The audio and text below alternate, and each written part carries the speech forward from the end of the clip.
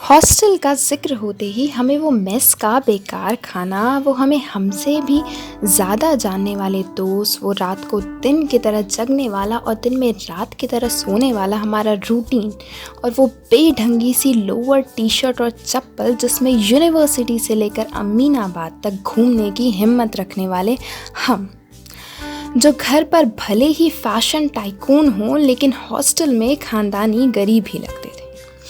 ऐसे ही न जाने कितनी चीज़ें याद आ जाती हैं सिर्फ एक शब्द हॉस्टल का जिक्र होते ही। दोस्ती का रिश्ता तो अनोखा होता ही है, पर एक और रिश्ता सबसे प्यारा होता है, वो है जूनियर सीनियर का। एक सीनियर से ज़्यादा केयरिंग और एक जूनियर से ज़्यादा लविंग कोई नहीं होता।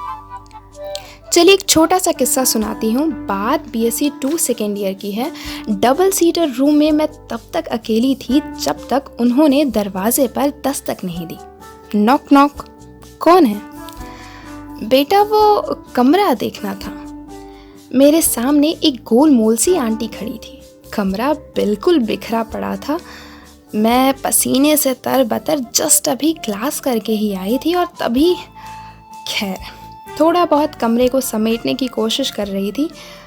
कमरा देखने के बाद आंटी चली गई और मैं दरवाज़ा बंद कर बिस्तर पर लेट गई। शाम को फ़ोन में कई मिस कॉल्स पड़ी थी, कुछ अननोन नंबर से और एक वार्डन मैम की थी। कोचिंग में थी तो फ़ोन साइलेंट पे था। वापस जब हॉस्टल पहुंची तो दरवाजे के सामने सामान का ढेर पड़ा था। पड़ोसियों से पता चला कि ये मेरी होने वाली रूममेट का सामान है, जो कि मुझसे जूनियर थी। तो मैं आपको बता दूं कि अपनी रूममेट से पहले रूम लेने का एक फ़ायदा होता है कि आपको अपनी मनपसंद की चार्जिंग पॉइंट वाली जगह मिल जाती है और रैक भी अपने हिसाब से चूज़ कर सकते हैं। लेकिन मेरे पास इतना सामान नहीं था, बस छोटी सी अलमारी में कुछ किताबें अपनी रख दी थी। पर उसके आने के बाद मेरा रूम नहीं, किराने की दुकान लग रहा था। 15 पैकेट नमकीन, 30 पैकेट डव शैम्पू, 5-6 नहाने का साबुन, 5-6 कपड़े धुलने का, ड्राई फ्रूट, घर की बनी खाने वाली चीज़ें और ना जाने क्या क्या। कभी मैं रूम के उसके हिस्से की ओर देखती और कभी अपने हिस्से की ओर देखती। ऐसा लगता था कृष्ण के महल और सुदामा की कुटिया को मर्ज कर दिया गया हो। एक दिन यूं ही मेरी नज़र रैक पे रखे एक बॉटल पर जा पड़ी। मैंने पूछा, शुभांगी वो क्या है? दीदी, वो मेरे बालों के लिए है, हेयर फॉल। वो मम्मी ने कुछ शायद जड़ी बूटियों से मिश्रित तेल बनाया है। मैंने उसकी बालों की ओर देखा।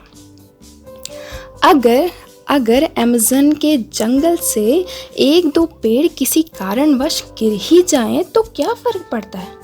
और मेरे बाल जैसे रेगिस्तान में इक्के दुक्के पेड़ जैसे। फिर भी कोई खास केयर नहीं करती थी मैं बालों की। हाँ, ओह, मैं आपको ये तो बताना भूल ही गई कि मेरी जूनियर थी कैसी। बिल्कुल गोल, अपने मम्मी जैसी। बाकी लोग न जाने क्यों उसे क्यूट बोलते थे। मेरे लिए बकबक हुई। हालांकि हमारी ज़्यादा बातें नहीं होती थी और कारण मेरा नेचर था। मैं अब और किसी को अपनी फ्रेंड लिस्ट में इंक्लूड नहीं करना चाहती थी। लोगों की एक्सपेक्टेशन से डर लगता था। तो 1 साल जब वो मेरी रूममेट थी तो बहुत कम बातें हुई, पर उसके लिए मैं सेलिब्रिटी जैसी थी। अगर मेरे साथ एक फ़ोटो भी हो जाए तो बहुत खुश हो जाती थी। पर वो कहते हैं ना कि किसी के चले जाने के बाद ही उसकी कमी खलती है। तो एक जूनियर और सीनियर का रूम शेयर करना बस एक एक्सीडेंटल कॉम्बिनेशन था।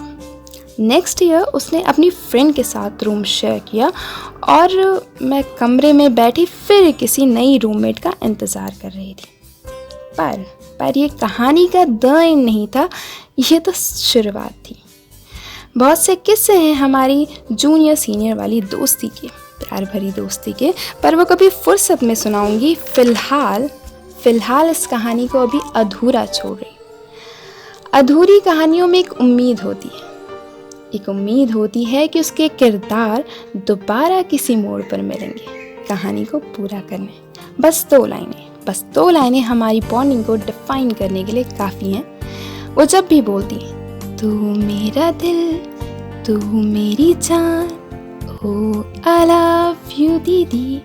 तो मैं ये कहती, तू मासूम, तू शैतान, but I love you Chhotu.